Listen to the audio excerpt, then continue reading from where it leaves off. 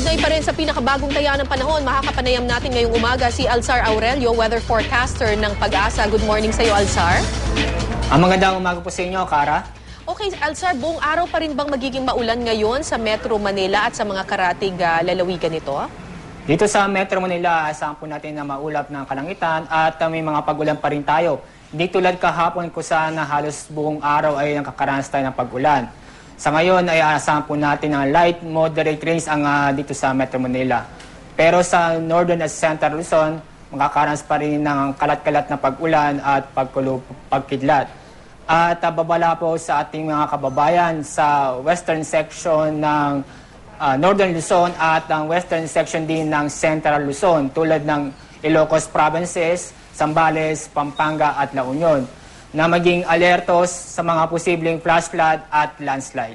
Oo, yun nga, Alzar, kasi bulubundukin ang karamihan sa mga lugar, lalo na sa Northern Luzon. Yung ulan na dadalhin itong low pressure area na ito at ibubuhos dyan sa lugar na yan, ganun ba siya kalakas enough to create landslides? Opo, tama po kayo. Sa mga oras nito ay mahinang pag-ulan doon sa Northern at Central Luzon.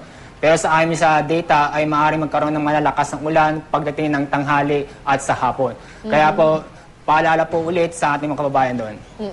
Okay, kailan natin ine-expect na makakalabas ng Philippine Area of Responsibility itong low pressure area na ito? Kapag inaasahan po natin na lalabas ito sa ating Philippine Area of Responsibility, maaaring po mayang gabi o bukas na umaga.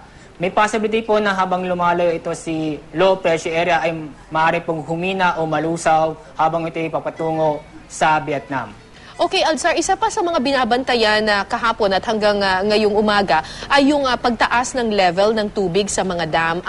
Itong low pressure area na ba na ito ay enough para magpataas pa ulit ng tubig doon sa sa mga dam natin? Katulad po sa La Mesa Dam kung saan ay nasa below normal level po siya. At inaasahan po natin na dito sa Metro Manila ay light to moderate rains. Aasahan po natin na ito sa level ng La Mesa Dam ay hindi po aabot sa critical level. Naku, magandang balita yan. Kasi kahapon nagbukas na ng dalawa nilang gate ang Ipo Dam dahil nga lumagpas doon sa spilling level. So ngayon naka-alerto ang La Mesa Dam pero sa tingin ninyo hindi natataas ito? Apo. Pag ito ay inaasahan po natin light rains lamang o moderate dito sa Metro Manila, asahan po natin na hindi na naaabot ito sa critical level sa La Mesa Dam.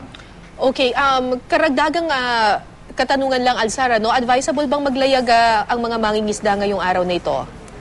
Dito sa West Philippine Sea, lalo na po sa western section ng Northern Central Luzon, kung saan nandun yung LPA.